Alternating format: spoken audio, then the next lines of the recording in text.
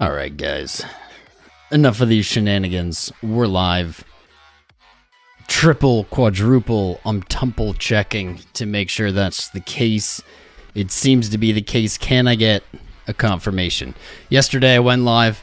YouTube said I was live. I spent about 45 minutes to an hour going through analysis to myself. And man, thank you there, Jeremy Ragsdale. Shout out to Jeremy confirming we're live. That was... oh man, we've had problems here on YouTube, but that was the icing on the cake. That was ridiculous. By the time I realized it, got back on, I was like out of energy and couldn't deliver for you guys. So today we're going to deliver, and this is all I ask in return. Smash that like button. Smash the subscribe button. Join our fam. Jump in Discord. It's all free. Costs you nothing. Helps the stream. The more likes we get, the more subscribers we get while we're live, the more YouTube promotes the stream to new viewers. So please do us a favor. Thank you guys so much. I've been doing it day in and day out. You are the best. Links to the Discord, also the Patreon, still a great time to sign up.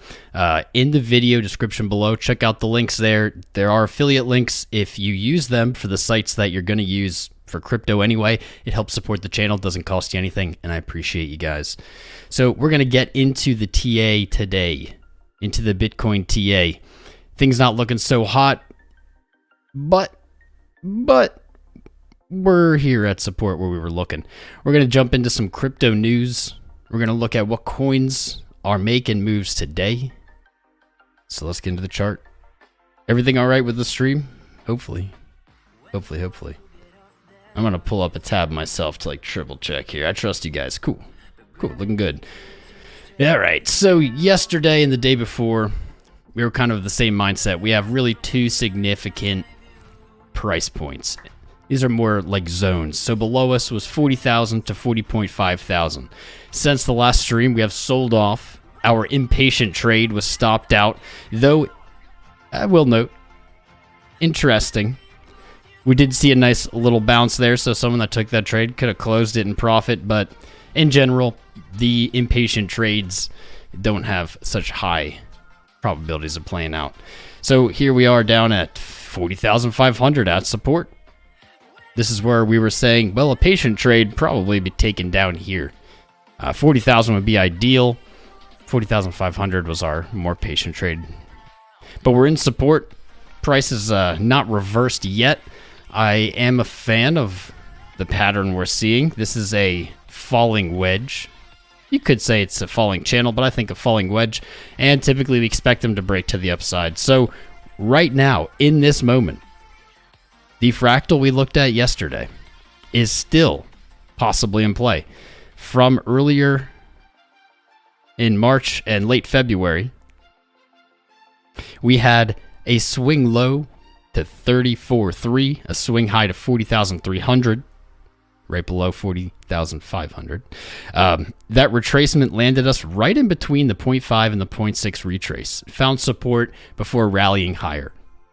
At the moment, if price reverses here or before 40,000 breaks, we have this fractal in play. It does not look the same. I have to admit that. This price action not really looking like this, but that's okay. This would be a technical play, technical fractal instead.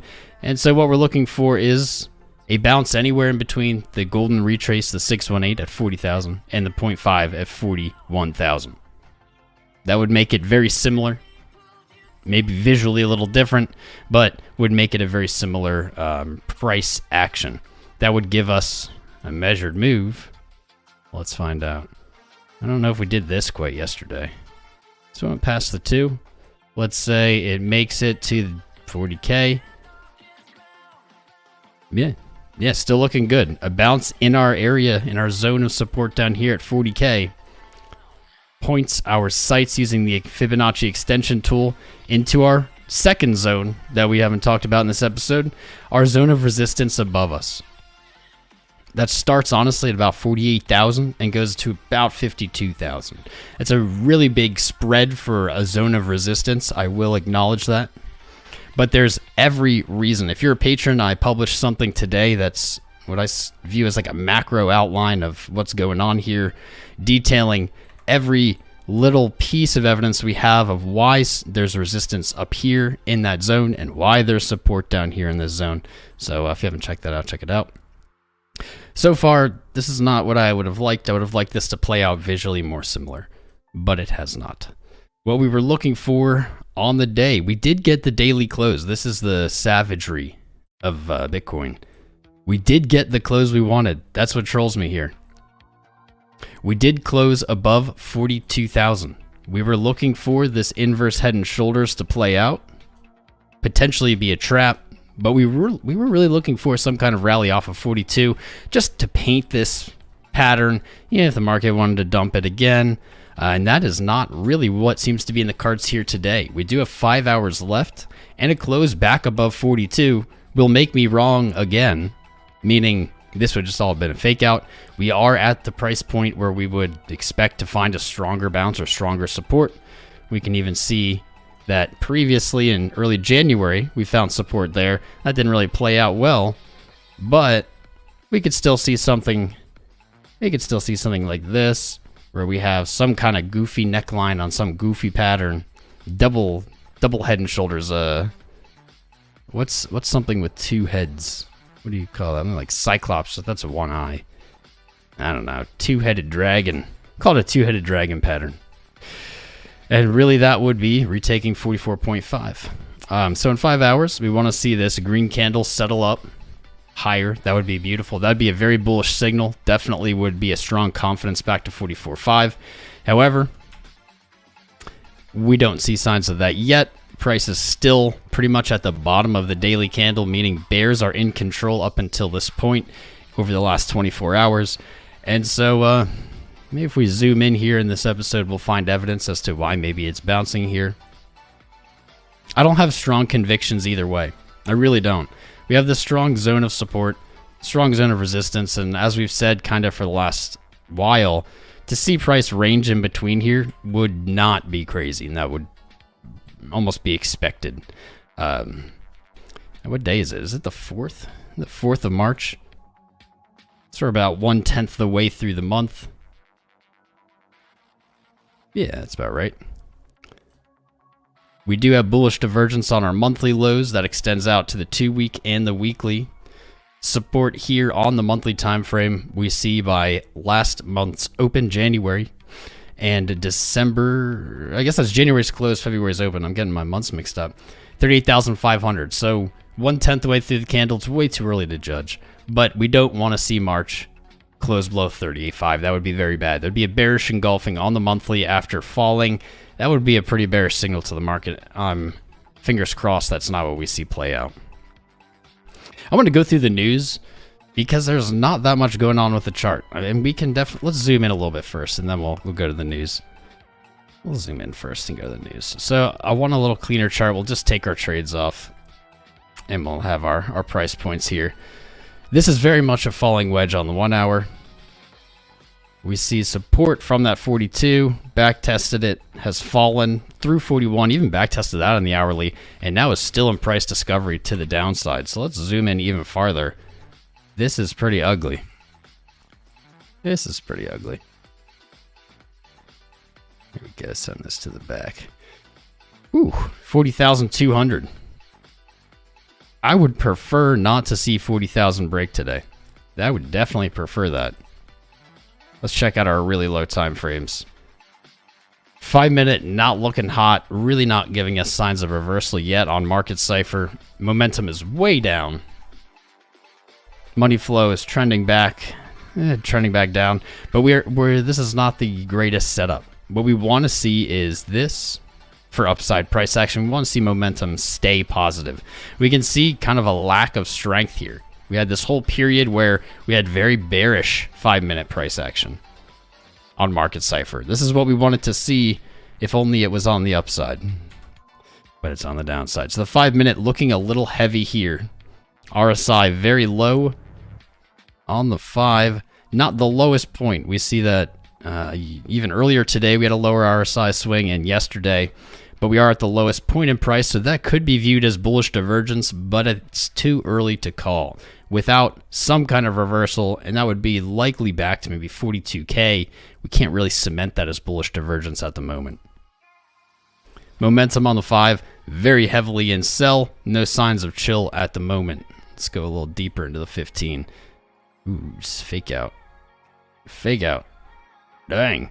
Here's what I'm not digging about this. Despite the overall pattern, I would expect to break to the upside as a falling wedge. Not digging this is it seems these lower time frames right now are having a really hard time keeping their RSI up. We saw a swing high at the end of February with that nice rally, and since then it seems we've only had lower highs and lower lows. That is not a strong RSI on the 15-minute. Again, this is a low time frame, so this is not really something that you're going to be thinking, you know, is this the start of the bear market or something? If we were seeing this on the daily, that would be bad. On the 15, this is showing us that we're at least in like a short-term downtrend. That's not the greatest. MACD with its little fake out red candle here really violently moving from positive momentum to negative almost in one swoop in the last 14 minutes. I'll make a bold prediction. Judging by this price action, we have 1 minute till this 15-minute candle closes. That's the first in the hour. Would not surprise me to see the next 15-minute candle move back up. And I'm not talking a big move, maybe like 40,500. But this is, yeah, that looks like something that's going to do this. Get us right back in indecision. Maybe it goes lower. Maybe it's able to retake it. But we're not seeing the retaking it yet. Let's go to the 30. Yeah, that's very steep. No strength on the 30 yet either. Boo. Boo. Boo-hoo. Maybe the 45. This is what I'm talking about. This is what we don't like. These blue momentum oscillators. They're not magical, but they're judging momentum. And as long as they remain below this 0 line, we can pretty much extrapolate a downtrend on whatever time frame we're looking at. We're not seeing the bulls pick this up yet. That, of course, can always change quickly, but it hasn't yet. In fact, this is actually looking pretty ugly as it's faked out and now gone lower. The 45 not giving us much hope either. Look at this. This is wild. Let's draw it like this. Look at this descending channel on the 45-minute RSI. It looks fake. There's no such thing as fake, but it looks too clean. It's like a perfect downtrend of lower highs, lower lows consecutively. I think the hour shows it as well. Yeah, look at that. That's ugly AF. When was the last time we had anything like this? I don't know. This looks very unusual to me. Let me see if I can find anything really quick. Nothing. Nothing on the 1 hour anyway. Nothing on the 1 hour, but there is a little hope. Once we've zoomed out far enough, we do see a little bit of potential. We were talking about this on the 5 minute. We do have a lower low in RSI, and we have a higher low in price, at least at the moment. It hasn't reversed, so this could still go lower, but here's what we can extrapolate as traders using RSI here. Is we can say, well, here's 37,000. This is the swing low back here that we're looking at. Price needs to go all the way down past 37,000 in order to invalidate this bullish divergence that we're identifying. So let's draw this out again. As long as price doesn't go lower than 37,000, we'll have bullish divergence here. That means it can come, I don't know, all the way down here, move up, fine. Fine. Fine. Not fine. As soon as 37,000 is broken, that bullish divergence is invalidated as well. So this is still just a potential. It's maybe the first like kind of stronger sign of reversal, but we still really don't have anything. Really don't have anything at this point. The hourly looks just as ugly as the 45-minute. Ugly. Every time frame we've looked at has looked virtually the same here, with selling momentum dominating, lower highs, lower lows on RSI, potentially a bullish divergence setup, but it's just not there yet. Let's go back to the 15 really quick. All right, that 15-minute candle closed. Maybe my ballsy call won't play out. We'll see. No bullish divergence on that low. But at least the 15 minutes stopped. Wild. Wild. Let's go to the 2. 45 minutes left on this bad boy. And as we zoom out, I think we're going to keep seeing this. We're going to keep seeing this RSI is much lower than the previous swing low. That is a good potential sign for sure.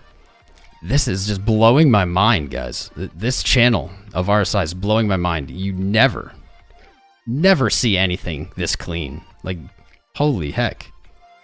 It looks completely like manufactured by some kind of spooky bot, doesn't it? Just a perfect move from overbought down to oversold. I wonder if on the 2 hour we can find anything. It really, nothing looks like this. That's what's wild. Like maybe this is like the opposite. This looks a little bit like it. Like from oversold, of course, this is the reverse. Is from oversold, only higher highs, only higher lows, to overbought. Wonder what happened there. I bet it dumped. Yep. Yeah. Safe to say it dumped then. So maybe, yeah, maybe. This is this price action right here. We got that perfect little channel. It dumped. So maybe, this is really speculative, is maybe we have this perfect little channel and it's going to rally. That's a little hopium, a little copium for you. Just put that in your pipe. Copium it. 2 hour. Not really looking better. Not really looking better. 40 minutes on that. And we have not seen reversal. Well, so far so good. We haven't gone lower since that 15-minute closed as speculated. Let's take a look at this 3. Yep. So from the hour, 2 hour, 3 hour now, we see that same potential bullish divergence. This 37K is going to be rather important to the chart. Rather important to local price action. Let's make this an actual line. To local price action. Maybe not to really to the bigger overall chart, but I'm going to add the text here so new people know what I'm talking about. Bullish divergence invalid below. Let's put RSI in there. And we'll make this smaller. There we go. So now we'll remember that. And we'll actually not make this green. We'll make this make it white. Because it's not really support or resistance. It's like an important value. Important value. All right. Is the 4 hour gonna? If the 4 hour is bullish, I'm gonna be so scared because I never trust the 4 hour. Everything else is looking bearish. Okay, same setup on the 4. Look at as we zoom out. Do you see how this how small time frames evolve into these larger time frames? I love it. I'm such a chart nerd. But here on the 4 hour, the RSI is almost, it's muted. You know, you don't have those swings that we saw on the lower time frames. It's almost a straight line down. With 1, 2, 3, 4, 5 little fake outs on the way. Savage. Momentum again. Every single time frame. Momentum is not only negative, but it is continuing to accelerate towards deeper negative. Man, 4 hour too. Everything. Maybe it's time to call the bottom. When the chart looks like, when nothing is bullish on the chart, typically the bottom's close. 6 hour, same RSI setup, and that bouncing gets smaller, more tighter, closer together as we see that build out. Momentum, negative, continuing negative. Money flow, negative. Everything, negative. It's all just negative. It'll be okay. Ooh, look at this. This is pretty. The 8 hour, for some reason, 7 red candles in a row. Very pretty. And the 8 hour is right where that bullish divergence disappears. So now you can see that we've zoomed out enough that we no longer have a lower low in RSI. So there isn't bullish divergence here on the 8. And actually, there's something kind of uglier. that I did not see because I admittedly don't look at the 8 hour all the time. Right here, we had a move from oversold up to overbought, but it never actually managed to hit overbought. It rejected from that 70. That is a type of swing rejection in my experience. I don't think that's considered like textbook TA, but I've noticed that even if you're coming from the oversold to the overbought or the overbought to the oversold, when you get rejected by that 70 line on RSI, on the upside or downside, but on the upside, you typically see downside price action. That is also true in the reverse, though it might be hard to find an example because we haven't had that much upside price action, right? Yeah, you can see all these RSIs, as they dip, they go deep into the negative, or deep under 30. Spicy. Spicy. So the 8 hour might actually be suggesting that we're going to move a little farther down. The reason I propose that is moving a little farther down may have the 8 hour fall into line with the rest of these lower time frames and show that bullish divergence. Interesting. That's some speculation, some speculative relations. Good. We got about 300 watching. Welcome back, fam. Today we are live, and I'm not talking to myself, accidentally not recording. Smash the like button for actually being live, please. Yesterday was just not my day. That was rough. That was rough. But I'm feeling better. I got over it. I took a nap. I blazed it. We got 420 likes, so you know how it is. Help us get to 420 likes again. Make my day. Make my day. I know what you guys, as we're going through these charts here, I do this for me, but I also do it for you. But I do this for me so that I can get an idea and an informed opinion of, what we might expect in the short term, midterm, long term on a day-to-day basis, so I can update you guys. What I'm really seeing here, and this is probably your time you've been talking for 30 minutes, we just want to know what does it go up or go down? Nobody knows, but my senses, my spidey senses, are giving me some confidence here. Even down to kind of just below that 618, we have a really nice pattern here. There is, just without a doubt, a neckline sitting just below 40K. It's close enough that there's no point of really distinguishing them, in my opinion. I'm going to invert the chart so you can see it. If this was a top, if this was like 60K, bears would be screaming from the rooftops about how bearish it is.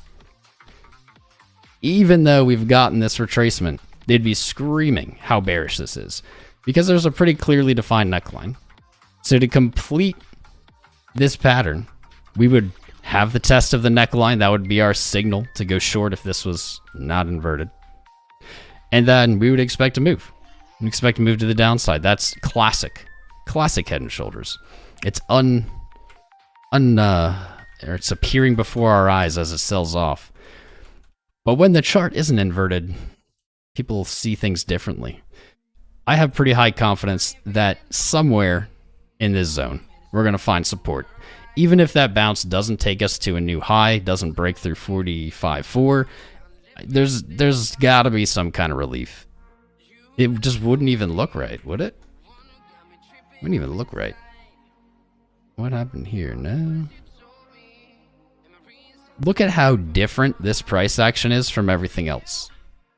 That leads me to believe it's unlikely to sustain. Like on the way down here, we had what created kind of this head and shoulders-y pattern, a broadening wedge. Here it's just a line down, and we can even see that literally on RSI. Yeah, we had a line down here, but you can see that inevitably did lead to retracement. And a higher high, actually. So there you go. And you got what you wanted for. You got what you wanted. That's my opinion. I think we see a bounce. I do. As long as it doesn't go below 37 here. 37 invalidates a bunch of the lower time frame divergences, and it makes that argument a little harder. Interesting to see. The opposite of what we've seen on almost every other time frame now. The 12-hour money flow is still positive. That is odd. That is unexpected. I think every other time frame we looked at, it was negative. Yeah, 8 hour, negative, 6 hour, 4 hour, 3 hour, 2 hour, 1 hour. What about 10? No, that's the exact same. Weird. Let me see on the day. Daily, that's odd that the 12 hours just standing out as positive money flow. Odd. What I do like, so we're on the daily. Let's look at the daily candles first so you guys don't get confused.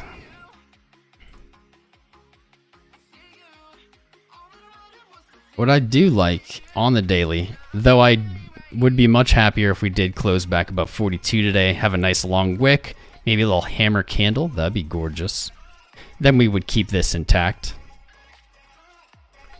But what I don't hate here is this. On the daily market cipher, we have our swing low momentums. Like, this isn't pretty yet, but it is looking better. So if we kind of zoom back in time and we look at this, this looked very bearish. Price / momentum was really unable to stay bullish. This looked very bad. This little fake out here as momentum came positive but got sold off, that was super bearish. Flew back, remained below zero. Like, this is the opposite of what we want to see in a bull trend. What kind of gives me a little confidence here is you can pretty clearly see right here that momentum has gained some kind of legs. It had been months. It had been 81 days. If you don't count this little fake out, it had been 81 days since momentum was able to remain positive at all. At all. Early February, it did move positive. It almost had the inverse move of right here to the sell side, a little fake out. And now we're back on the positive side. So this is somewhat of a positive note. We do see this curling. That's not great. But if we did see kind of that wick close, that candle wick up close above 42K, maybe that would untwist and we would see potentially continuation of the upside. It looks, this is, I guess, the too long TLDR. This here looks a lot more bullish than the last 81 days. It isn't to say this is extremely bullish. It's just that if on a scale of 1 to 10, how bullish is this price action? 0. This might be a 2. So that is an improvement of some kind. Improvement of some kind. We've gone from a 0 to a 2. The 0 has marked the bottom so many times. So we'll see. All right, we went, we did monthly, we did long time frames. Then we went from 5 minute out. Let's just go back to the 5 minute quick, see if anything's changed. See if my ballsy call has held. It has so far. Definitely not the bounce that I was hoping for, but we said at the close of this 15, I would expect to see this retrace somewhat. We got a tiny little bounce. So I guess that call stands at the moment. It's not a very great one, but we have not gone lower since that 15-minute close. Do with that what you will. Do with that what you will. 5 minute, 15 minutes still look ugly as anything. I'm going to set an alert a little tighter, and we're going to take a look at maybe some crypto news. If there's anything interesting, we're going to look. We'll take a look at CoinGecko, see what's popping, if there's any coins popping. And I will read the chat. 146 likes. We can do more than that. What's up, Robert? Daniel? Zoom all the way out. Super W. I mean, there's a super W, man. There's a super duper W. It's the biggest dang W you ever seen. We got a W here, and we got a W going on here with the implied move. Something that I don't think people aren't talking about now. It's like this price action has erased our memories because it's been so boring. Realistic. That seems to be the case. Something that we're not, no one's really talked about. I'll do it this way. For quite some time. And it seems really obvious. But sometimes you need to just remind yourself, right? Just need to remind ourselves because we get caught up in the moment. We stop being logical. We start being emotional, we forget. So here it is. This isn't the greatest price action of Bitcoin. It's very unlike Bitcoin, in fact. Go back in time, try to find price action like this after an all-time high, you won't find it. It doesn't exist. This is kind of unique. Kind of unique. This sideways range bound, this has been like almost a year now, coming up on a year. But it's going to be easy to lose sight of this, and we shouldn't. Is the macro picture here still holds. That could change, but for the moment, it's still here. We have a higher high, and we have a higher low. So this chart is still technically trending up. Overall, still trending up. Higher high, higher low. We could dump and break the low, and then that's off the table. But until that happens, there's no reason to focus on it. And I just wanted to remind you guys about this. You know, it's been a long time. And I'm sure most of you haven't thought about that in a while. So there's just something put in your pocket for a rainy day. Higher high, higher low. That's not a bear market yet. It's not a bear market yet. I actually noticed one more thing. This is a little secret for all of you guys that have lasted this long. You've lasted this long through it. You listen to all the TA. You're the real. We can trust you guys. Here's something I noticed kind of this morning casually. I've been looking at soy and wheat and corn and stuff as kind of just jokes, but I like charts, so they're interesting. Oh, know what we're going to do after this? Actually, the dollar, because that is I should have named this Why Bitcoin is Going Down Today. Crap. Maybe I will rename it to that. Yes, I will. One sec.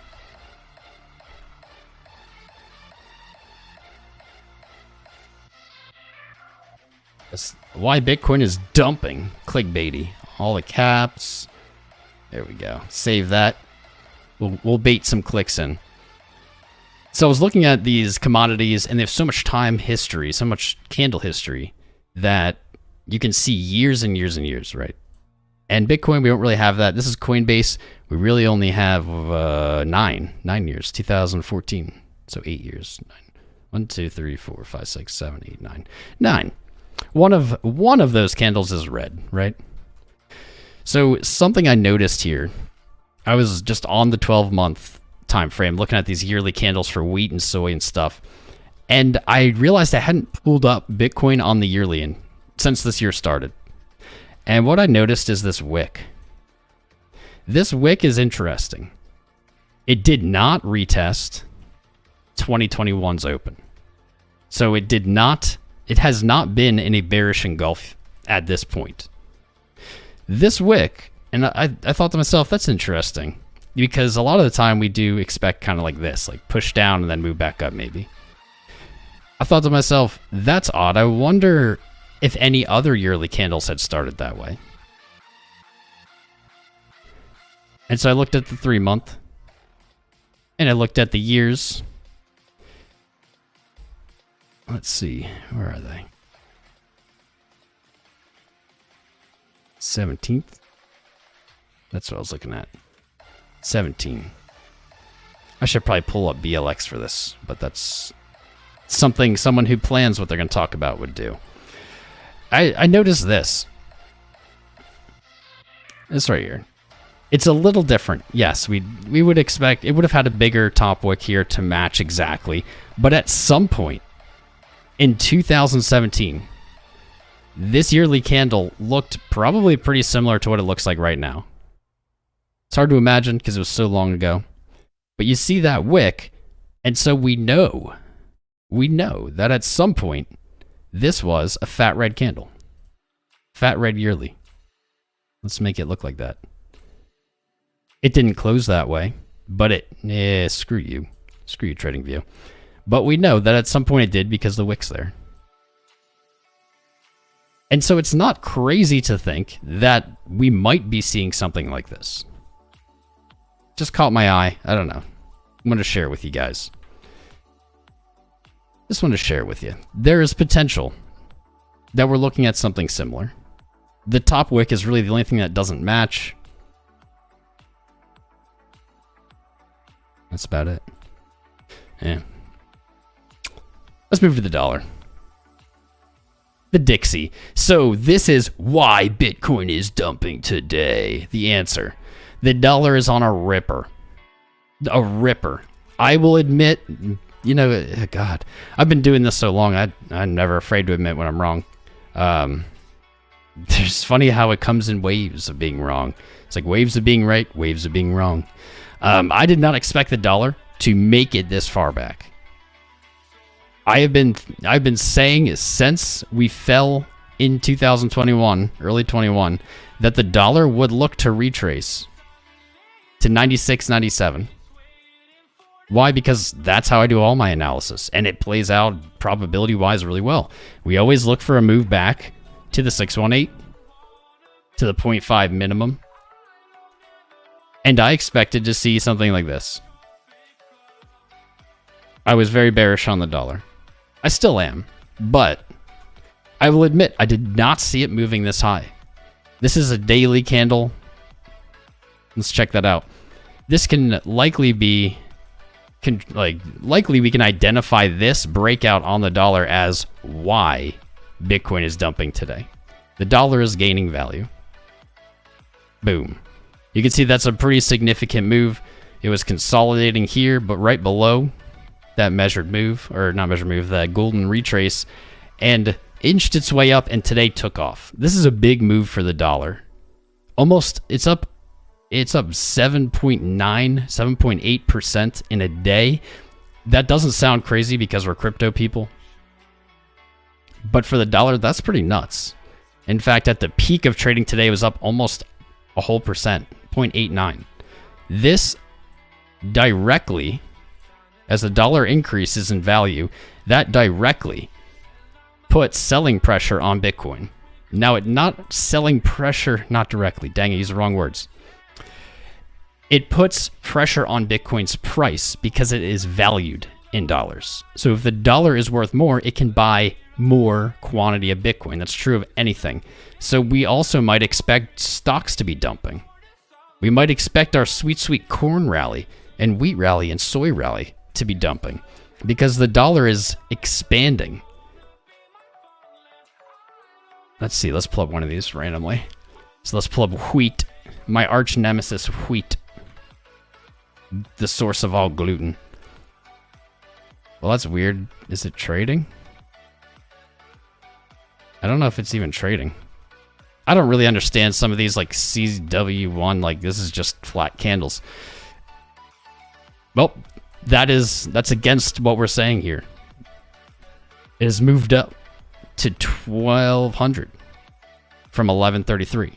But we would expect the opposite in general to happen. Let's look at stocks instead, because that didn't support my point. Moving on, sir. Moving on. There we go. There we go. This makes a little more sense. This is the S&P 500. Let's re-enable watermarks. I have to unenable them when I make the thumbnails. There we go. S&P 500, much better example. The dollar has gained strength, and so everything valued in dollars, and specifically the US stock market, logically faces downside pressure on its price. Now, it's not exactly selling pressure, though. It's just an expansion of the second half of the pair that is the S&P 500 USD/USD. So this makes sense. I don't know what's going on with wheat. I think wheat might be an outlier because I believe wheat is mostly exported from Russia, and that likely has something to do with it. Let's see if corn and stuff is the same. See ZC? No. Make a copy. Let's see if corn is following suit. Corn futures. Okay. Not quite as pronounced, but you can see here, red. This is what we would expect virtually across the market for anything when the dollar is on a ripper. That's what we're seeing. This is, in my opinion, not corn.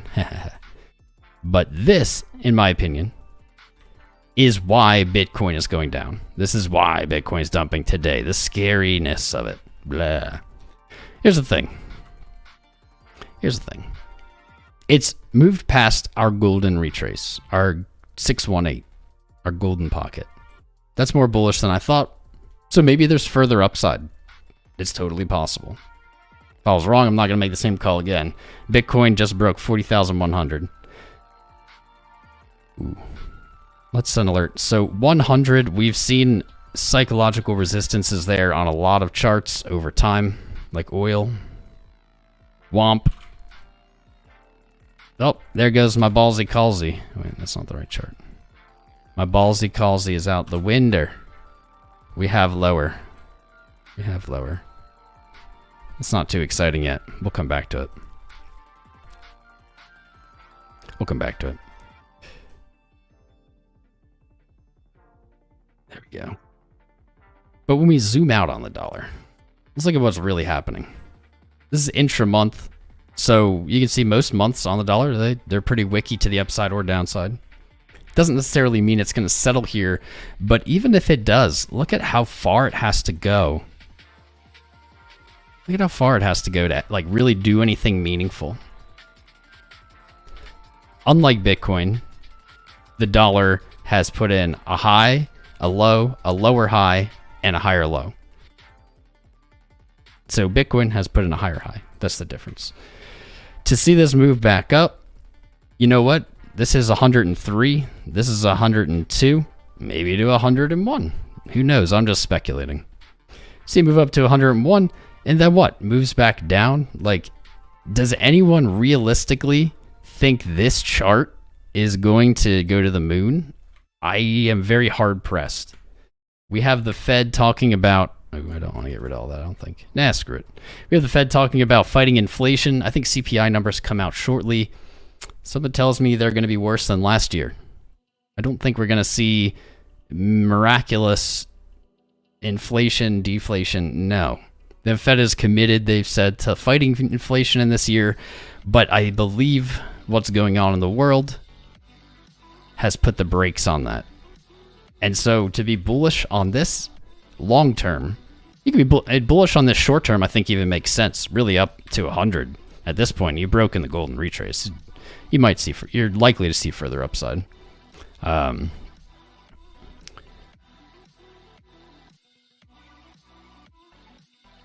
99 would be such a troll, right? What if it just tops out here? Whoop, there we go. Now we're getting movement. I gotta just close this one. There we go.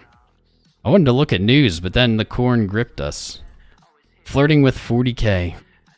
40,041. So we were wrong. Well, I mean, we're kind of right. We said that there'd likely be a retrace, but this is not enough to gloat or to say I was right. That's ugly. I think really what we say here is all of the analysis we did in the first like 40 minutes, 30 minutes of this episode, nothing was showing us reversal yet. Everything was trending down.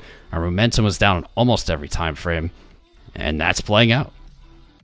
We're really in kind of a price discovery here.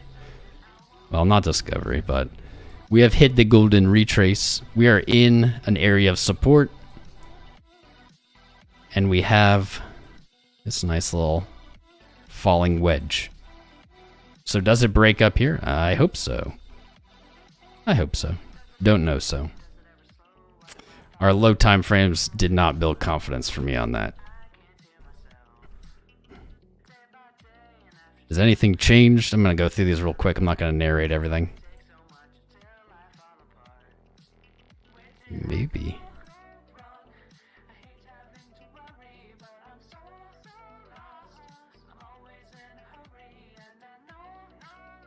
Womp. Mang. Looks like 40K is going to break. Maybe I should just get really bearish, because if I ever get really bearish, the market will go back up. If it needs me. If it needs me to. Huh. I'm actually going to look at volume for once. I don't really look at volume typically. Volume falling here as price moves down.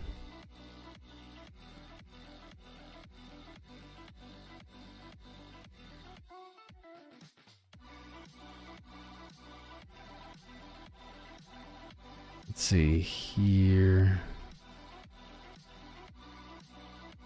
Highest point in volume, reversal. Volume picked up as it sold off.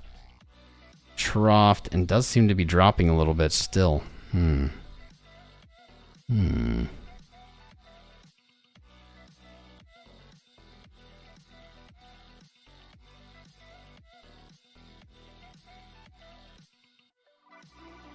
Well, we're $17 away. It's a pretty safe call to say 40K is going to break. It just hit 40K on the penny.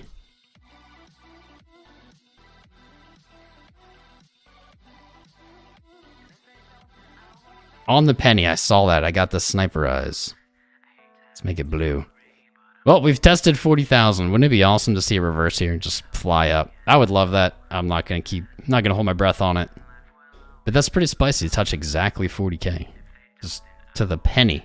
40 is 40000.00. Very nice. Well played. If you don't find support here, things are not looking super great. I we're still in kind of this greater zone of support, but yeah, not looking super great. Here's our swing low to swing high. That suggested 40. So break of 40, we're looking for the bottom of our support. 30.99. Huh.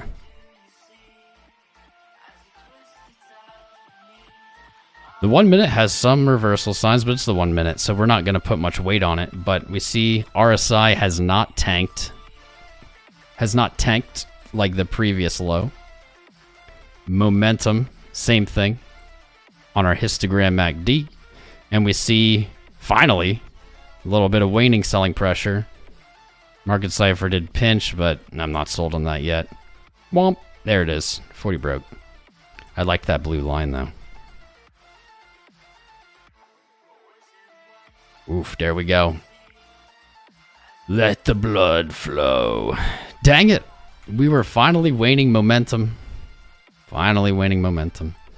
And it picked up. Savage trapped. All right. Well, here we go. There we go. Where will we bounce? Oop. This is very much still in play. Well, it's a spicy day. Bet there's a lot of people typing into YouTube why Bitcoin's going down today. Yep, there goes the viewership, 450. Pump it up, fam. Smash the likes. Let's get hype. Let's get new people in here so they can follow the TA. We can get 420 likes. I believe in you. We almost have 500 viewing. We can do it. Smash the likes, subscribes. If you haven't subscribed, jump in, hit the bell. We're live all the time. We've been live every day for like, I don't know, like 12 days in a row. Trying not to burn myself out, but when the spice calls, man. What's up? Amar Muhammad subscribed. IG Crypto, NG Jack. Welcome, guys. Great to have you. Thanks for joining the fam. Don't forget to jump in the Discord. After the show, we do live airdrops, so you'll get some free Satoshis just for being in there. You don't have to do anything. All you have to do is when you enter, click the verify green check mark. We fight bots with that. We get so many bots. It's like the only thing that keeps them somewhat at bay. Oh, please bounce here. 1 minute divergence playing out now. That's dumb.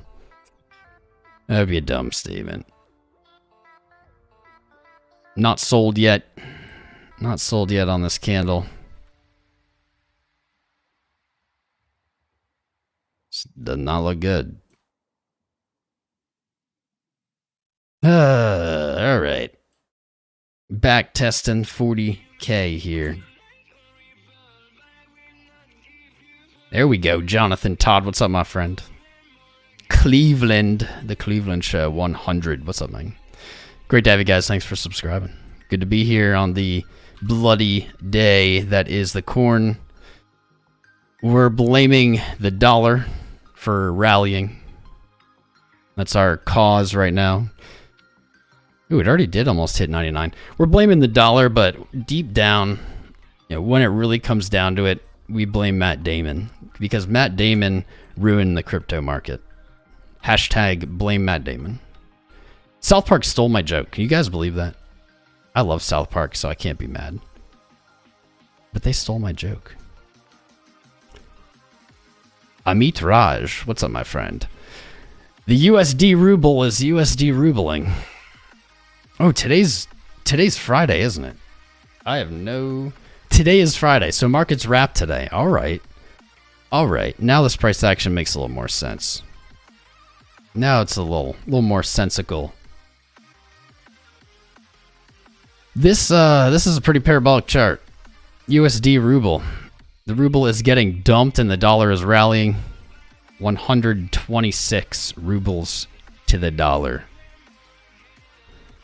Just what? In October of last year, only a few months ago, it was 70. So that's an 82% gain. The dollar has gained 82% value over the ruble in just a few months. Let's look at the BTC Rub. The BTC Ruble has been our little canary here. Ah, little canary, and the canary also said down. I stopped paying attention to it. That's my fault. That's quite a rally. It's good to see ruble fleeing into Bitcoin, though. This chart really diverged from the dollar pair. And I think that's pretty logically flight from the ruble. And we can also say the ruble lost purchasing power, which is the opposite of what the dollar is doing. And so BTC ruble, chart moving opposite of BTC USD. Dollar's gaining strength. It can buy more Bitcoin per dollar. And so BTC USD goes down. Ruble losing strength. It can buy less BTC per dollar. And so it moved up. It's pretty logical. We really need a bounce here. Like, this is close enough to our little pocket of support that a bounce here is fine. But if we don't... 4 hours. So CME is, at this point, is looking to close around here. Let's pull up CME, because that's going to be a player, as it will close trading doors today for this. What a weird candle. Just a weird candle. Oh, it's the weekly.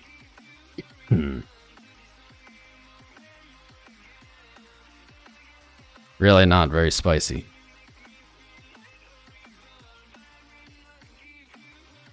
Not a lot to draw from here. Looking remarkably similar to the regular chart. Remarkably similar.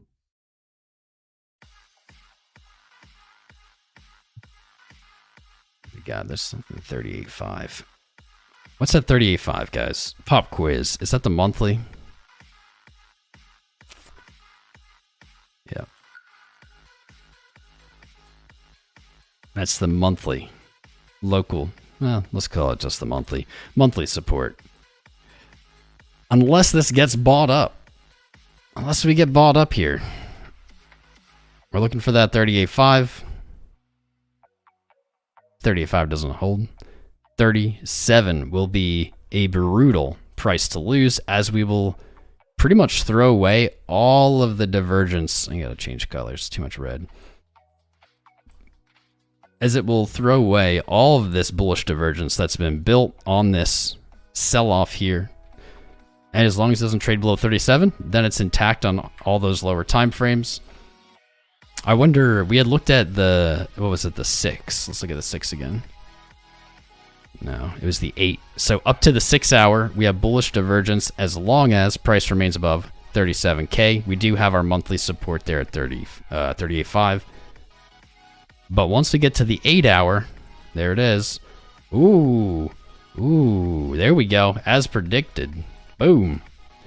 If you go back, DVR is enabled. When we started this episode, the 8 hour did not have a lower low on RSI, and we said that could suggest that it does need to go down to that 40,000 area to pull RSI down so that it fits the 6, 5, 4, 3, 2, 1 hour bullish divergence.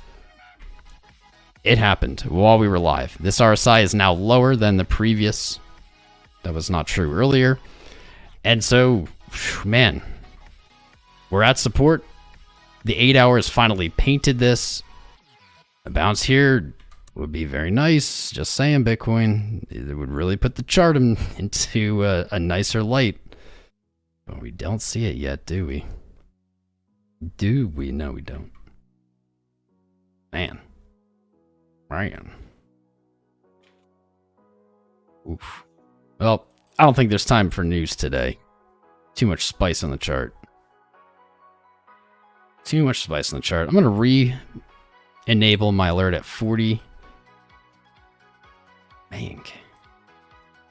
Let's see, was there any other fibs that maybe came to this level? Yeah, pretty much everything was pointing at like 40.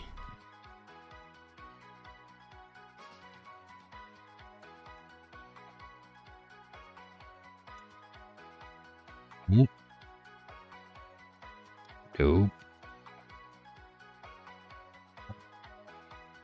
I can't read that name in Russian, but welcome my Russian friend. Actually, that might not be Russian, but I'm guessing it is. And Dan Champion. Dan Champion himself. What a dope name. What's up, man? Thanks for subscribing, guys. We got 600 viewing and only 300 likes. We need to get 420 likes or I lose my 420 license. Please smash the likes for the spicy stream. DVR is enabled on the video here. We've been live for a bit, but you can go back. We did in-depth chart from monthly down to weekly, daily, and then we went from 5-minute up to like the daily again. Long story short, if you want to see that in depth, you can go back, but low time frames weren't giving us anything bullish. We're really hoping, really hoping that this 40K mark bounces price, even if just for a little bit. We do have monthly support below us at 38.5, and we have a pivotal level that's not technically a support nor horizontal in the same sense at 37,000. The reason that is in play is this price action has built bullish divergence on virtually every lower time frame. That bullish divergence is intact and in play as long as price remains above 37,000. So to touch 38.5, that's okay. I don't love it though because we have this zone of support above us now. And when you break a zone of support, what do you get? You get a zone of resistance. We don't need that. We got enough resistance above us. We got plenty. Got plenty. Yeah. I'm going to turn this zone of support into zone of resistance for good luck. Because the chart loves to screw with me. 600 watching. Hype it up. Hype it up for the spicy day. Cotton Dalton is hyped. You should be hyped too. For all of you out there whose portfolios are suffering, I can offer you a little help. Very little. If you're in our Discord after the live stream, we're going to do an airdrop of some, probably Ethereum. We'll see what I feel like dropping. And you'll get some sats or some GUIs for free just by being in there. That's right. So jump in the Discord. That'll help balance out the blood that is your portfolio today. I'm right there with you guys. Don't worry. You're not alone. You're in good company. My portfolio, I think the highest point in my portfolio was it was November or April. And since then, I am unrealized losses, down more money than I ever really thought I'd have. But the good news is despite that, I'm still up from 2020, or early 2021, 2020, more than I ever thought I'd have. So it all evens out. Unrealized losses are not losses. Unrealized gains are not gains. Just go with the flow. Holy crap, look at this. What is going on with this selling pressure? Let's take a look at funding rates here quick. We were speculating yesterday that we were going to be looking at these rates as we dropped. Looking at these rates, and when they went negative, we would start looking for a bottom. I have some good news and some bad news. BitMEX. Seems BitMEX is getting very excited on the shorts. Funding predicted has spiked to 0.0466. That's very high. That's reversally high. However, the meh news is you're not really seeing that across exchanges. FTX a little bit on the short. Bitfinex, Deribit, Huobi, OKX are all neutral, which is slightly bullish. But then we have Binance and Bybit are just neutral, BitGet neutral. We want to see this funding, this negative, deep negative, I would say 0.02 or lower across all exchanges. So this is not enough to go off of, but it is a first sign. I think we can even say, well, we can balance it out as well, then it just disappeared. DYDX, very positive funding, meaning traders are getting overzealous with the longs at this level here, seemingly the odd man out across exchanges. That sucks. Longs must have been opened because it just lost it. Well, spicy day. When I went live, I did not expect this much spice. Did not expect this level of spice. Our ruble, our precious, precious Bitcoin ruble is dumping. So sad. Let's see. This from here. Yeah, ruble is in retracement. BTC ruble is in retracement. That's not great. I could see that. Yep. 618 retracement for the ruble would be down at 3.4 million rubles.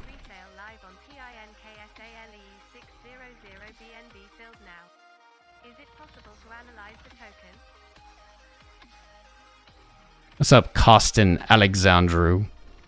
I've never heard of it. Never heard of it. I guess it's pre-sale. Wait, on pink sale. I don't know what that means. I think it meant pre-sale. I'm assuming there's not a chart for it, so it really won't be too much I can do with it. I mean, let's see. EDAC. I don't think you're talking about Edelizajdroxbakita. Something tells me you're not. But we can look at CoinMarketCap. Thank you for the 20 euros. Wait. The heck? What was that? Let's see if it's on here at all.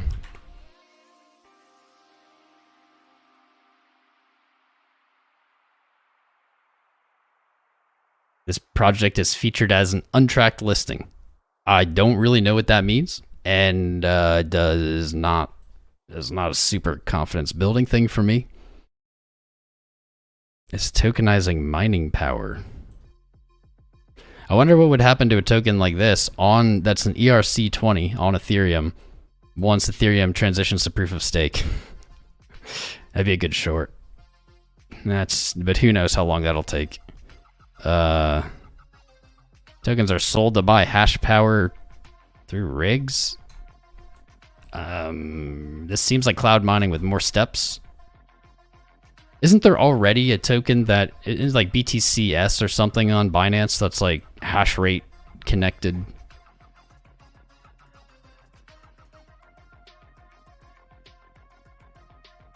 When an all-time high is reached, not before. How's that play?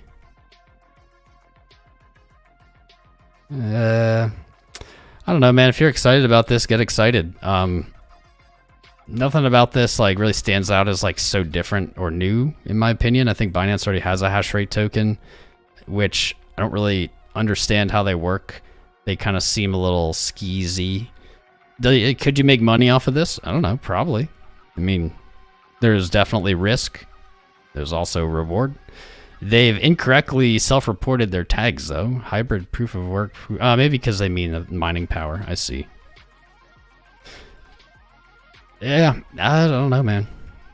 Be careful. Here's my best advice for this, and I don't know anything about this. This could be the best project in the world. I don't know. I don't know crap about it. I just read this one sentence on it. Best advice I can give you for this and any project like that, where it's something new, hasn't even traded yet, it's like in a pre-sale, go small. Just go small. People want to throw their whole life savings into something like that, thinking they'll be a millionaire tomorrow. That's not going to happen. If you put, I don't know, like 10 bucks, this is something that you're willing to lose and it isn't going to stress you out, into a project that is like less than $1 million market cap or something. If that goes to $1 billion market cap, you have a ton of money. The returns are huge. I had $150 in Doge, and at one point that $150 in Doge would have been worth $150,000. So it is possible to make really big returns with very small investments.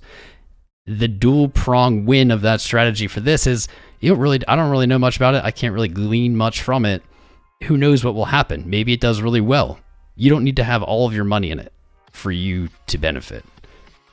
Keep your risks isolated. Calculate your risks. That's my best advice for you, man. Thank you, Dustin, or Costin Alexandru. I wish you the best, man. I wish you the best. I just don't want people to get wrecked, and sometimes I'm not able to help with that.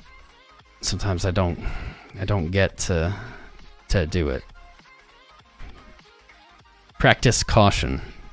Crypto is all about minimizing risk. The gains are there. You don't need extra risk. You don't need extra risk reward. You need safety, stability, because the gains are already there. What's up, Dustin Prince? How you doing, brother? Thanks for the 5. Great show. What's your take on Quant? It's weird, man. I don't know what's going on. I'll pull up Quant.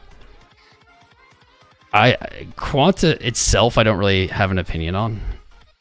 QNT. I don't really have an opinion on it, but it's weird in the last, I don't know, 48 hours, 72 hours. How many people have asked me about Quant? I don't know why. I don't know why. I don't understand. Let's get rid of a bunch of this. Here's what I'm looking at with Quant, man.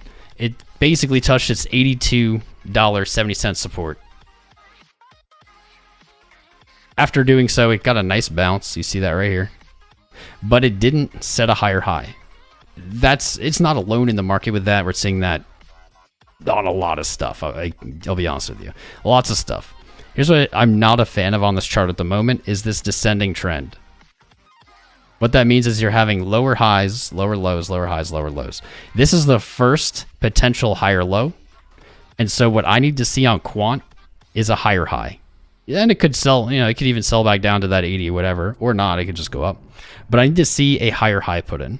I need to see this trend line broken. And until then, I really just would expect to see something like this. If that holds on too long, then you dump down to the next support. I don't have anything against Quant, don't really have anything for Quant. As you can see, these arrows were already there. This is where I would look to take a position on Quant. Personally, I would do it in pieces. I would do one small buy here, and then a twice as big, aka averaging down at 49. That's how I would play it, not financial advice. But I would look for those supports. On a chart like this with this very clear trend, you could get lucky randomly buying here, but it's going to be much smarter with something that looks like this to wait for that support test. You have a reason to take the trade. And right now, you just don't have it. If you have a higher high, perhaps, you break 152 and you pull back, maybe you can enter on a pullback. But to just kind of blindly enter right here, I'm not a fan. Not a fan yet. But I appreciate you, man. Thanks for being here, Dustin. Thanks for being here. Bitcoin is hanging out on a spicy, spicy day. We got about 600 watching still. Right on, guys. Don't forget to smash the like button. We only have 14 likes to get 420. Please, please get us to 420 likes. It's so important for the memes. That's it. After 420, I'll stop asking. So we can do that right now. If you haven't hit like, hit like. If you haven't subscribed yet, subscribe. These things really help this live stream get promoted on YouTube. So it's not about ego or whatever likes. It's literally that button. When you click it, YouTube just pushes this video out to more people every time it's clicked. It says, okay, people are engaging. They like this. We'll show more people. That helps grow the channel. And that's what I want. The more people that are here, the more people we can help. That's our goal here. We don't FOMO and FUD. We just look at the chart rationally. And we try to chill when everyone else is panicking. It still doesn't look good. Still doesn't look good. Still not seeing the bounce. What is up, Assam IX? Subscribe, Lewis Christie. Thank you. Good to have you guys. And Tahoe Rangefinder, brought to you by Tahoe. This is starting to look more like a descending channel than the falling wedge that we had pinned out earlier. But it doesn't really matter because both of those patterns statistically resolve to the upside. Let's see what this looks like as a parallel channel. If we do it really, we do it like that. Does that actually fit? Let's see. Ooh. We don't have enough touches here, in my opinion, to really declare it. But the way it reacted on the 5 minutes is pretty spicy. And the 5 minute came just shy. If we line these up, I bet it'll look even better. Yeah, 1, 2 touches. We really would like more touches than just 1, 2, 1, 2. But, man, if this is a valid descending channel, this might be the rarer circumstance where it did break to the downside. Or maybe we don't have a parallel channel at all, and maybe this is a descending wedge, like we originally speculated. Where did that go? Just draw it like that.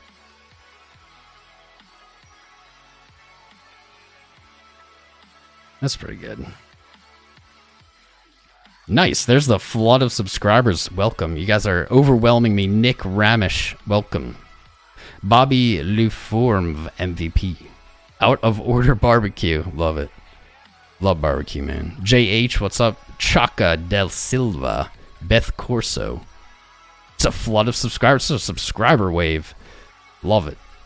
Welcome, everybody. We're live here all the time, giving you the latest, the greatest in the technical analysis. I wish I had more bullish news for you today. I wish I did. But we don't have it. Not really seeing signs of reversal yet. The 1 minute gave us a little bit of hope and then pooped on our dreams. As is customary for Bitcoin. Bam, it blasted through that support. 39.5. Jeez, this is brutal. We have our monthly open down here. 38,500. This is our monthly support from, I think, December and January. Or is it January, February? I'm getting that mixed up. This is a place to look for support. We broke through our support zone. And now we look lower. We look lower. As long as price remains above 37,000, it has bullish divergence across many time frames, and so that may play out all right.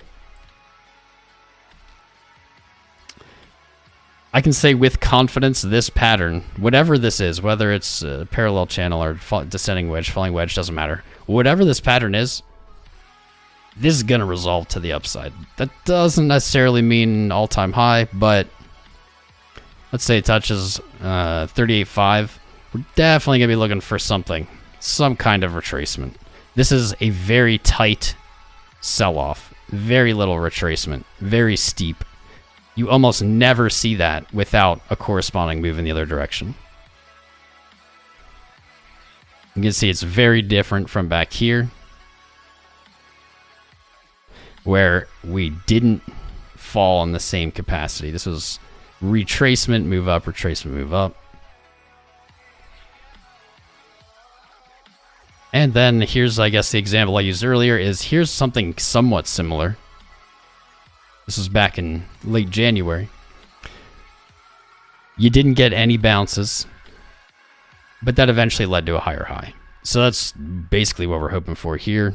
38.5 would be the logical spot to start looking for that bounce now that we've broken through. What's up, Ben Cuse? Mr. Q. Kios. Reynaldi Aldi. I like that name. Jay Purse, what's up?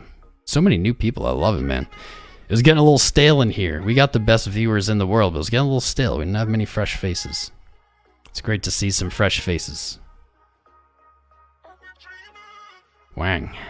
I guess we're just seeing how low she'll go today. One more question, buddy, with Dustin. What's all the hate for ICP? because it's a major project. It's looking for an entry. The hate for ICP is because it's just a completely centralized project, and this is crypto, and we tend to, at least the people who have been in the space, not like centralized projects. And it's a double hit. This is why I personally hate. Like, I don't actually hate it. I don't hate it any more than whatever other XYZ coin. But the reason I am irked by it is because of how Coinbase handled the listing. That is why. It really was like kind of, I guess OXT was the start of Coinbase listing crap. But Coinbase added ICP to their listing before it traded and like assigned it a value. And that value was billions and billions of dollars. Like, it doesn't even make sense. How can you assign it a value if it's never been traded? You can't. And the thing that pissed everyone off is the billions and billions and billions that they assigned it made it in like the top 10. And this was a coin that didn't exist. It appeared out of nowhere and it was in the top 10. And like places like CoinMarketCap had actually put it in the top 10 on their listings before it ever had a single dollar of traded volume on exchange. And so I warned everyone here, don't buy that. You can't just name a coin and say it's in the top 10. That's not how this works. That's gonna dump. And it's all VC backed, and of course the VC dumped it, took their profits, and I'm guessing a lot of new people, and it was around kind of a time where hype was building and new players were coming into the space. I'm guessing a lot of people saw it in the top 10 thinking it was not what I just described, bought it, and got wrecked. Just got totally wrecked. Like, what did it start trading at? Some absurd number. It clearly, the market did not agree with that valuation. I'll look at it. I'm just trying to screw this thing back in. Okay.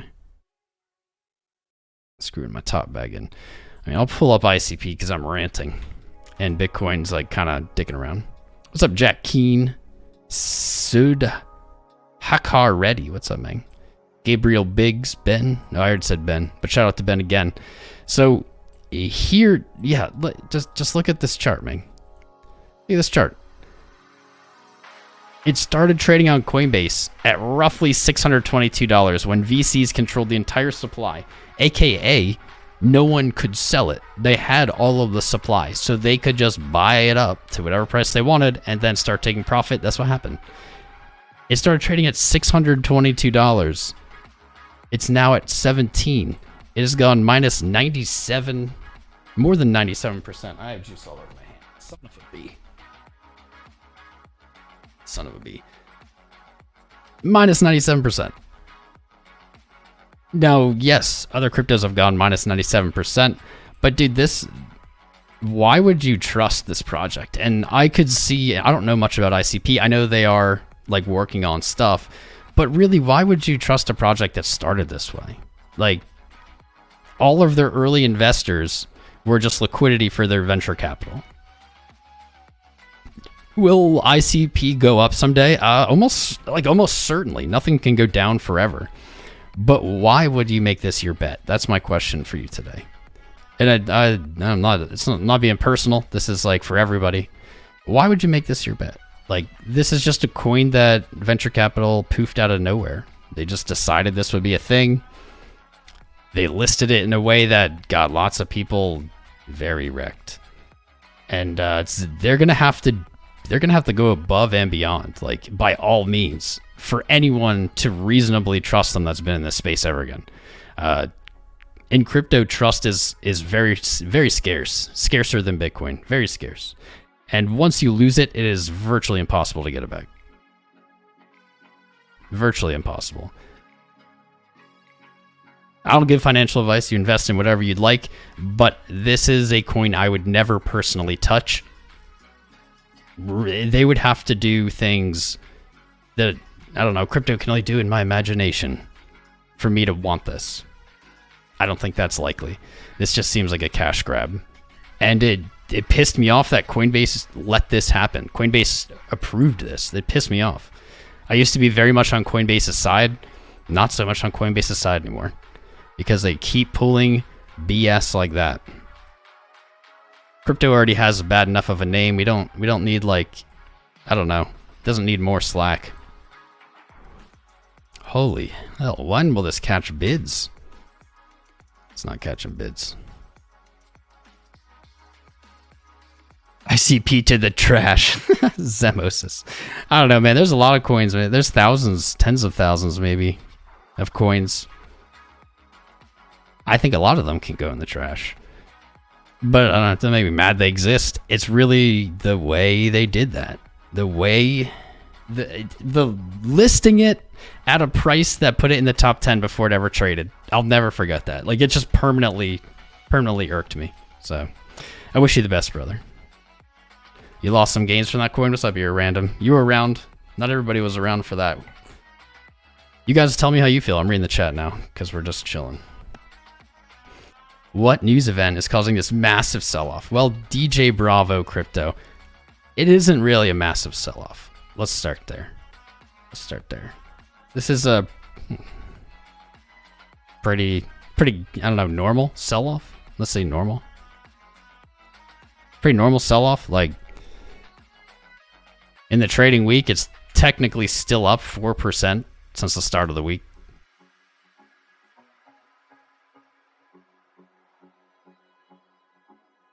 Why isn't it showing me the percent? That's weird. That's very weird. Something's going on. That's weird. It'll show me the increase percent up, but not down. Okay. Whatever. This might feel like a massive sell-off, but it's just pretty casual. It's pretty casual. Like, it's definitely not as big as December's. No, 7.25, not bad. January 21st, 10%. This is crypto, man. You moved up 15% in one day. Now you're coming back down. Now you're retracing. Markets move in both directions. So I wouldn't call it massive. It's crazy. We talked about this a few days ago. But how this price action down near the lows, just this kind of noodling around, how this can trick our brains. I'll make another one. This can trick our brains in a very sneaky way. I'll show you. This like, just consolidating. It feels like there's no progress being made. It can trick our brains into feeling like price has gone lower than it actually has. And that's when our sentiment and our feelings start diverging from reality. It hasn't broken below February's low. Hasn't broken below January's low.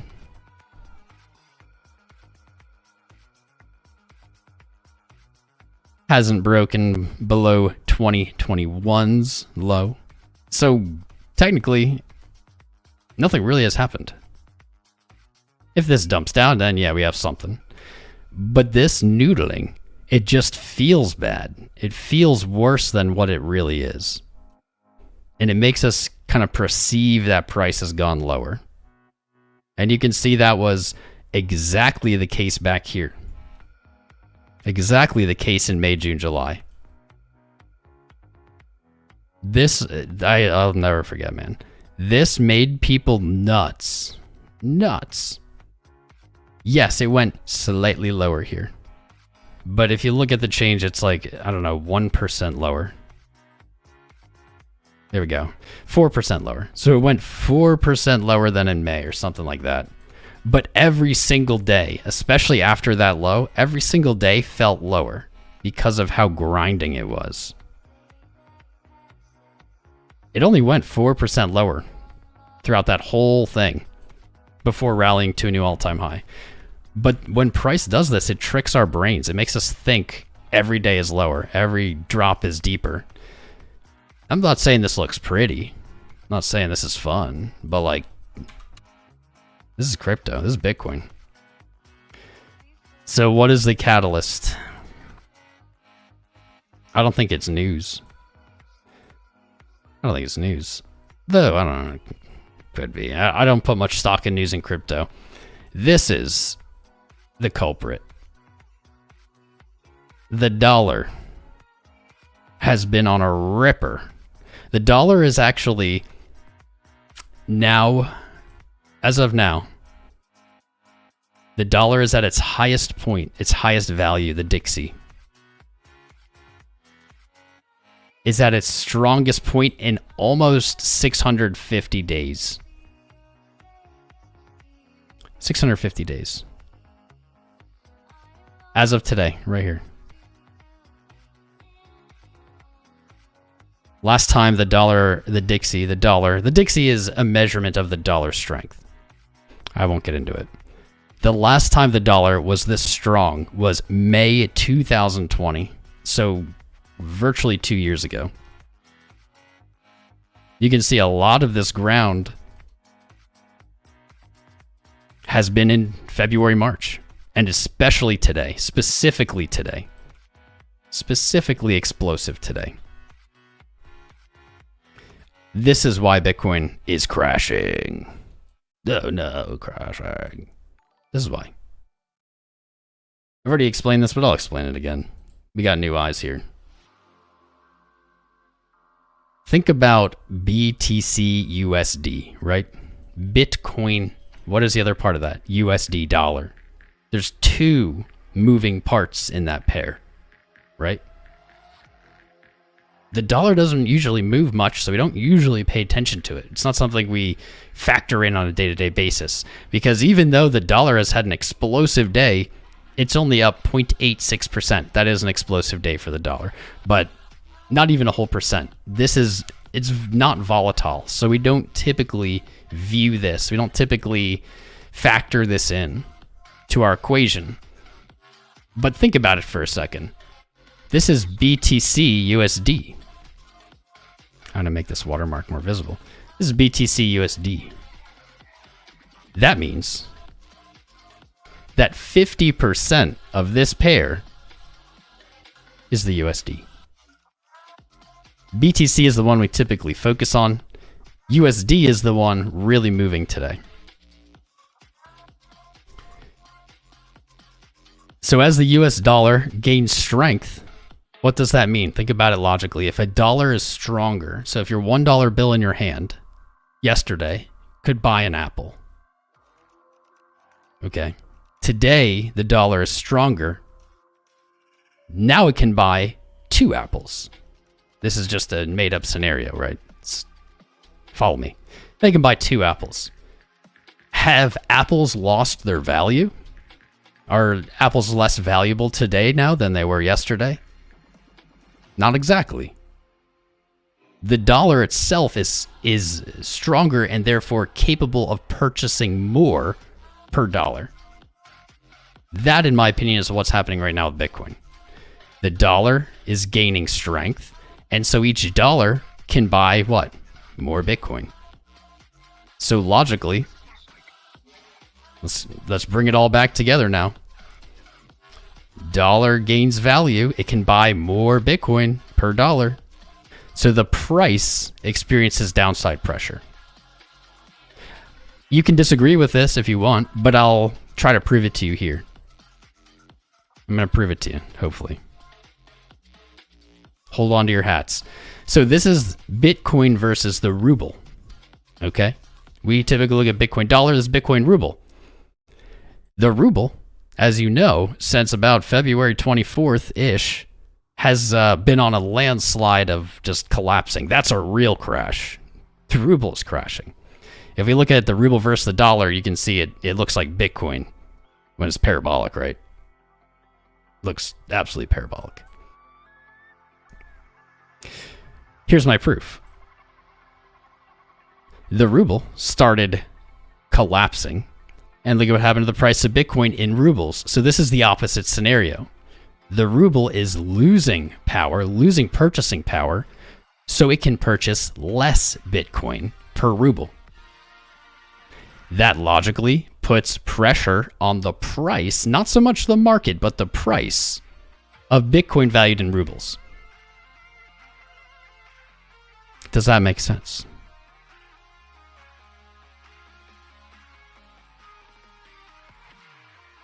Because the Bitcoin here in BTC ruble, this hasn't changed. This is the same BTC as BTC USD, right? There's just one Bitcoin. But we're measuring it in rubles. And because the ruble went down, BTC ruble goes up. BTC going back here, just concreting this in. Dollar goes up, BTC USD goes down. That's the reason. That's the secret. That's the magic. That's the sauce. That's my explanation.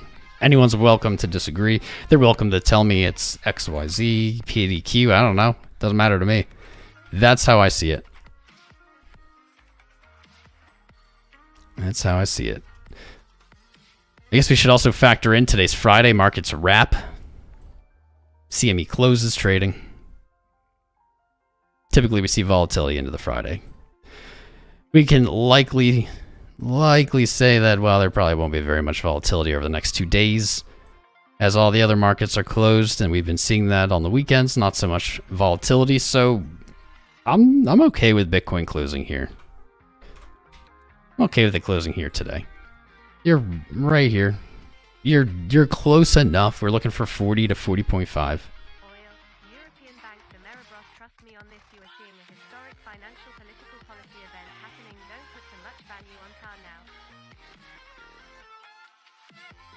Mr. Rico is a highly respected elder member here in our community. Always has value to add. Wheat oil. Wheat's all the way up.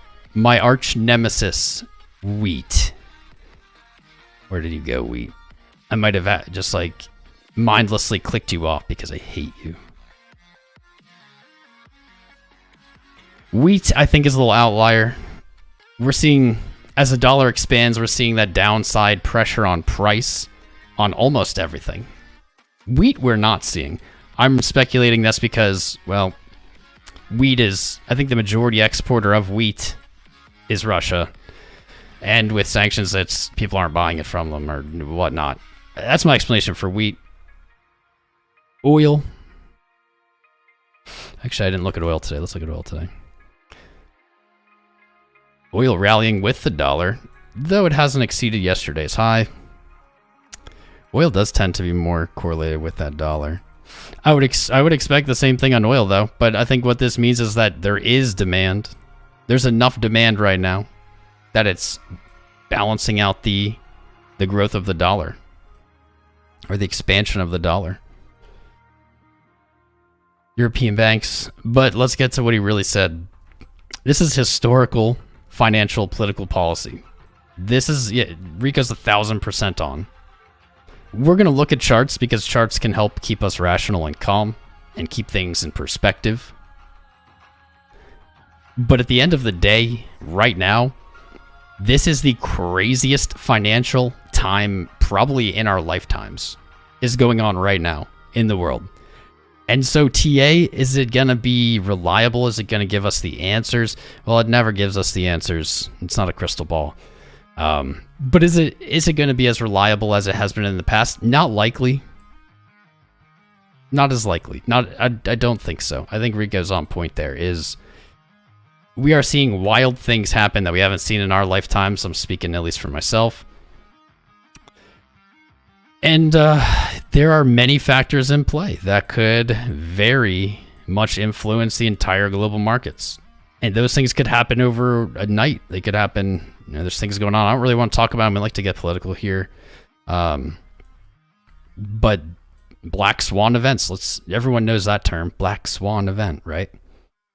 Well, wartime kind of black swan territory. Know what I mean? We can't expect them, but we can almost expect them.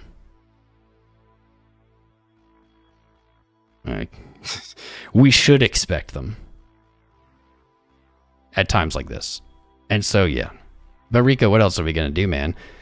If we just embrace the emotion and say, oh my God, everything's effed. The whole world, I'm scared. That's not productive either. So we can look at the charts. The charts don't have emotion. The charts are just the charts. They're just the charts. They don't care.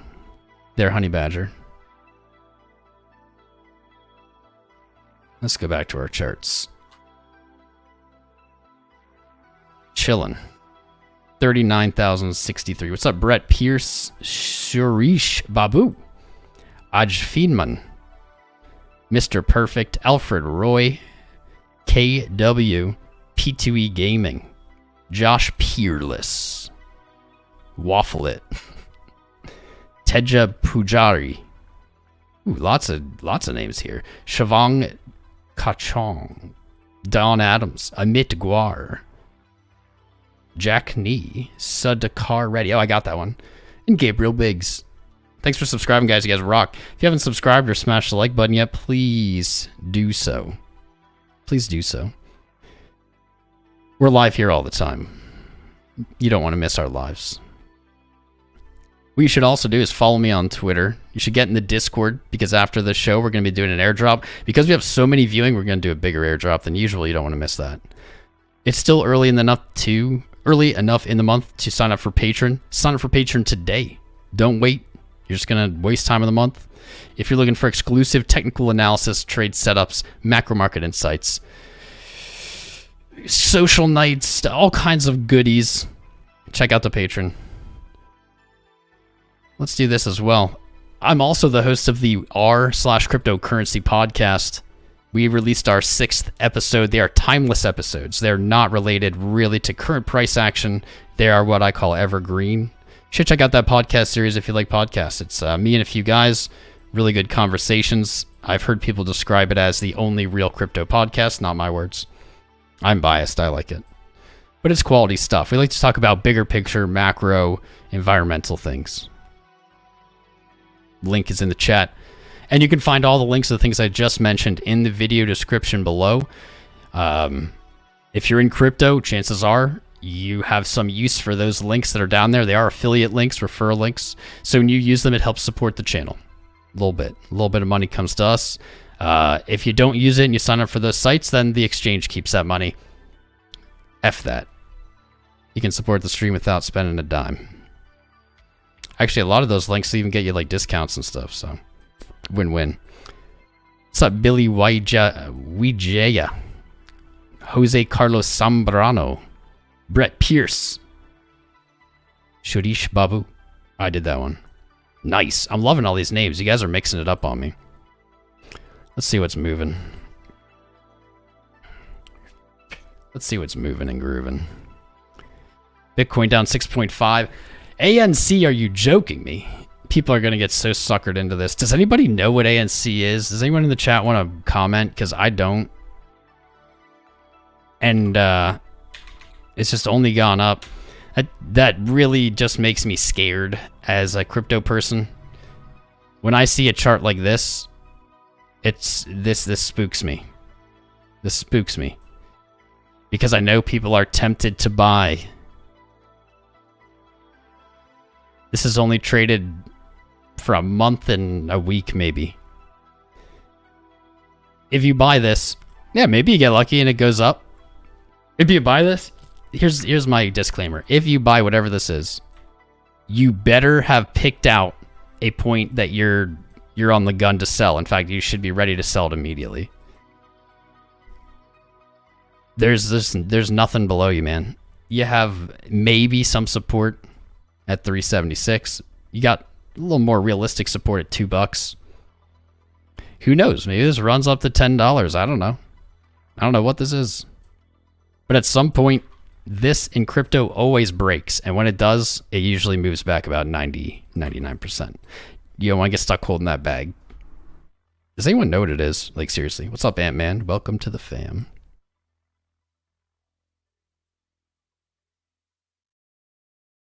But the charts measure human emotions. Big Tom. Yeah, I don't disagree. ANC is a political party in South Africa. Fair enough. Good answer, Roger. Anchor Protocol. Yes, I know that. I know it's called Anchor. But thank you, Mylin Krotic. I appreciate it. Stephen Conway, DeFi lending. All right, we're getting into the guts of it. We're getting into the heart of it. What is it, though? Like, What makes it different from DeFi lending of everything else? Good night, Podmakar Magdum, my friend. AMC Movie Theaters, says Netstar. It is not, but it could be. Could be. I'm ready. Era random member for 20 months. That's insane, bro. That's insane. We have been here, brother. That officially makes you an OG of this channel for sure.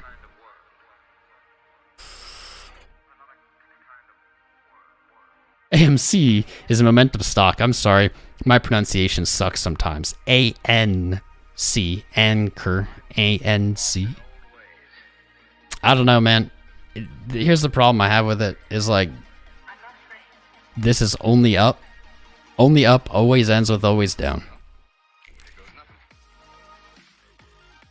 If you want this today, but you didn't want this, I don't know, this time last month, you're FOMOing. The fundamentals, I'm sure, of whatever this is, have not changed. If you didn't want it at $1, at $2, at $3, why do you want it at $5.50? And the answer is because you're FOMOing. I can't stop you from FOMOing, but I do highly encourage everybody, take a breath, think about the reasoning behind what you're doing, make a plan. Like I said, if you jump into something at an all-time high, you damn well better already have a price picked out where you're jumping out. Best of luck. Best of luck. Best of luck, fam. Do you have to post your crypto addresses in Discord for airdrop? No. No. We use something called TipBot CC, and it basically it just has a wallet for you. You can withdraw from it. You'll see. You'll see when you're in there. There is no upside in buying that. On to the next. Ryan Edwards' wise words. I agree. CELO, that's like an exchange token of some kind, I think. Maybe not. Maybe I'm getting that mixed with CEL. Not really that crazy price action. Not a lot is up. And that makes sense. Oh, there it is. CEL is right there. 0.3. Let's see if anything in the last hour. You know the market is red when stable coins are the top gainers. USDC, USDT, UST, USDC. Top gainers, 0.1. What are the top losers here? CELO, LRC. Let's see the last week. You know, let's check in on our baby waves. I know nobody cares. I guess, I don't know. Does anybody care about waves? I don't really, but this chart, we've been watching it for days, and it's respected the TA. There we go. It did push a little bit past resistance here on the 4-hour. Went to $20.91. Fancy. Let's see what that looks like. Man, still can't close its daily over that resistance though. How's RSI looking? Actually pretty good. Man. What about the weekly? Pretty beast.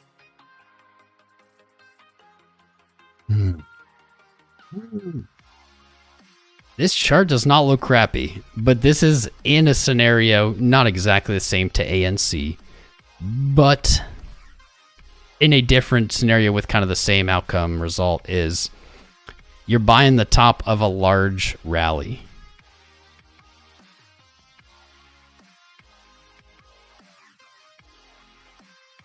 You're buying right at resistance.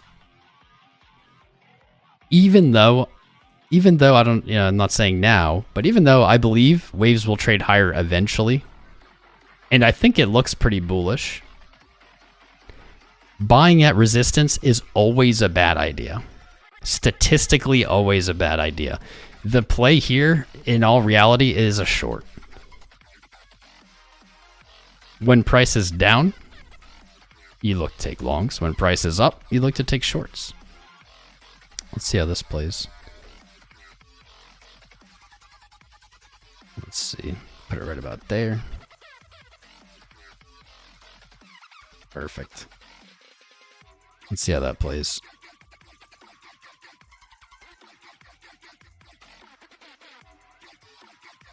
I'm not going to take this trade either. I don't have confidence that it's going to reject.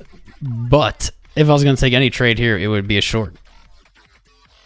If price does retrace, maybe you look for support around $10. Maybe then you can look to long. Ideally, you wait for 882, 880.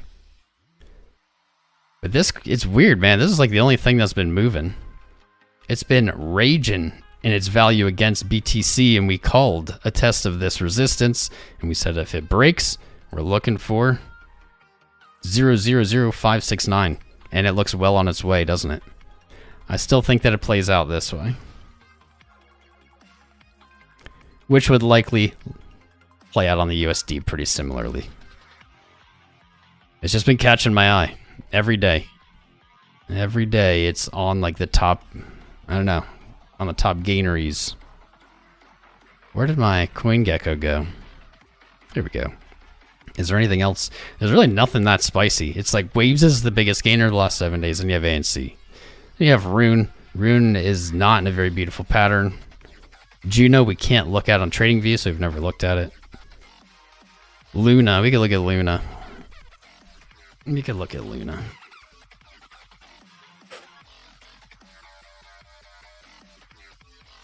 Luna broke its all-time high in valuation against Bitcoin. So this is not Luna dollars, this is Luna Bitcoin.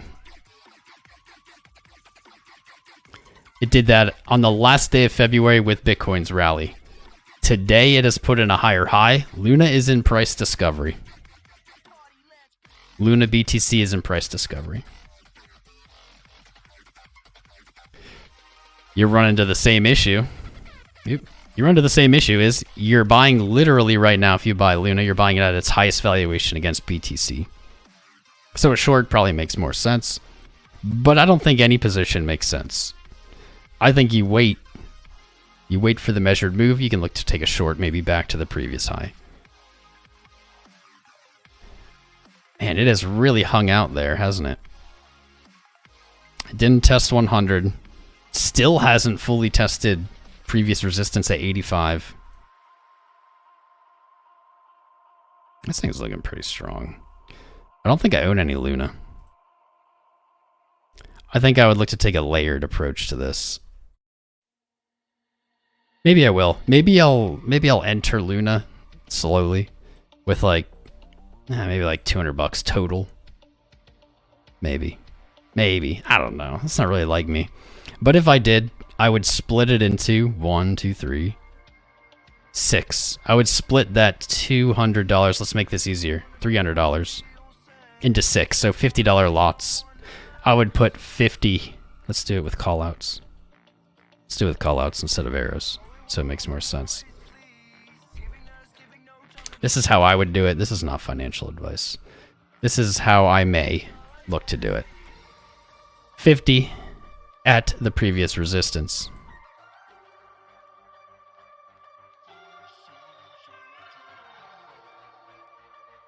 $100 at 75.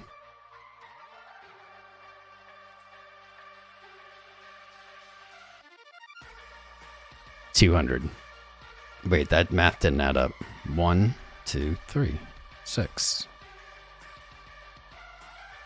350. What did I mess up on my math here? Either way, I guess screw that. It's 350 is now the magical number I'm going to pick. And this is how I would do it. I was just trying to show you the logic here. Is we are looking only to enter at supports. And as price moves lower, we are making those buys larger. We are capping it. We're capping it. We're setting an amount total that we're investing. If this dumps down, whatever, worst case scenario is, well, I just kind of burned that much, 350. 350 might not be the number for you. That's a good number for me. I might do that. But what you're doing is you're saying, okay, I don't know if it's going to actually retrace. I want to snag a little bag. If it retraces a little extra, I've brought my average down. This filling both of these make your average around 81. And if it goes all the way down to the retrace we expected, that brings your average down probably to about 60. Because you're doubling, you're martingaling. But you're cutting it off after that. You're not doing this indefinitely. You're not going all in on this. You're setting out an amount and you're saying, I'm okay to lose this. I'm okay to lose that amount. You have some reasons to believe that area will hold. The patient trader would just wait for 55, but People don't tend to be patient traders, so I won't hold my breath. Do we finally maybe have... Nah, that still doesn't look great. Still not looking great on these low time frames. Still not. You see we kind of hit a bottom like this earlier. We're going to need to see some kind of significant retracement. I want to see, yeah, 40,500 before I really believe this, or at least 40,000 before I really believe this bounce. I'm not sold, Mr. Bounce. 0.5 retrace? Yeah. Could see that. But now what was support, 40,000 to 40,500 is now resistance. And that's sucky. That is sucky. Let's see what this looks like from higher up. 408. I can see that. Either way, a backtest of 40k seems pretty likely. I wish we had more bullish stuff going on. We really don't. Money flow, momentum, still looking like crap, just like whenever we started this stream. I don't even remember. I think I've been streaming for hours and hours and hours now. I've lost all track of time. But welcome, Lucas and David Favrod, Maxo, 54. You guys are the best.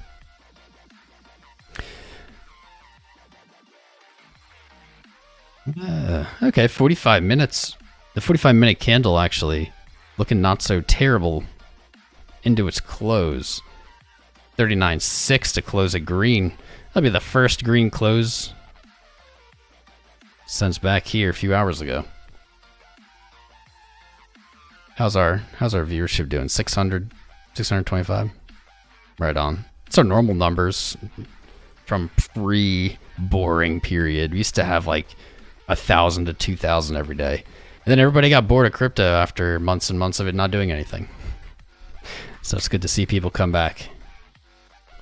Got the 45-minute and the hourly closing at the same time. That's actually unusual. It only happens 1 out of every 4 times. This bounce is getting a little bit more believable. If you close that 45-minute green, I'd look for a bit more upside.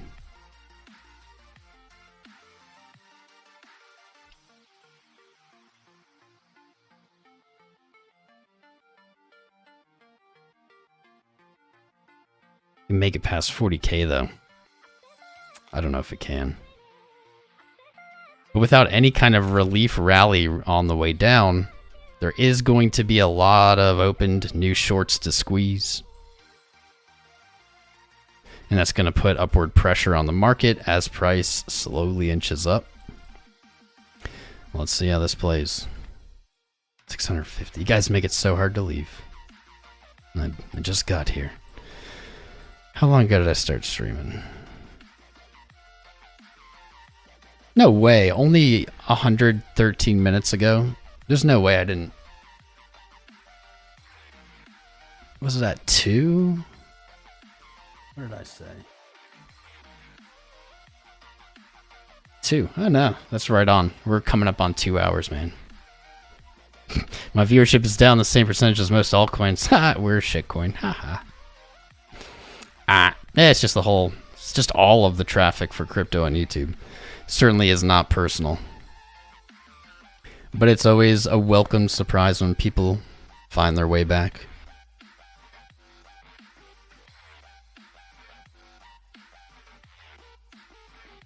Alright, so in order to let Bitcoin run here, guys, make sure you are in the Discord. We're going to do a bigger than usual airdrop. Don't get too excited, but we're going to do a bigger than usual airdrop. You don't have to do anything. You just have to be in there. When you do enter, all you have to do is you'll see the room verify. Click the green checkmark emoji reaction to that message. That's it. It's very easy. If you can't figure it out, there is a little help room, I guess, at me. Shouldn't be hard to figure out. And you'll get the airdrop via the Tip CC bot. You'll see it when we're done. So make sure you're in there. It's the best way to keep up with our live streams. We're live here all the time. All the time. We've been live, I don't even know how many days out of the last bajillion. We've been live like every day for 20 plus. No. I'm losing track. I want to say we've been live like 13 out of the last 14 days. For at least an hour, if not more. I'm double checking this quick. We were live the 3rd, the 2nd, the 1st, the 28th, the 27th, the 26th, the 24th. We missed the 25th. 23rd. 21st, missed 22nd. 20th. Yeah, we're live all the time, guys. Especially when the market's moving. You don't want to miss our live streams. I also put out static short videos. We have a nice little playlist of some beginner content you can check out. But we're the real deal. That's what we do. I have accepted $0 in my years of YouTubing to promote anything.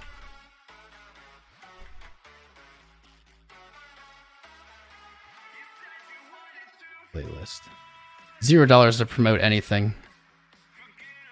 I'm just here because I love cryptocurrency. I love charts. I want other people to love cryptocurrency and charts. That's my selfish angle, I guess. I want to share it.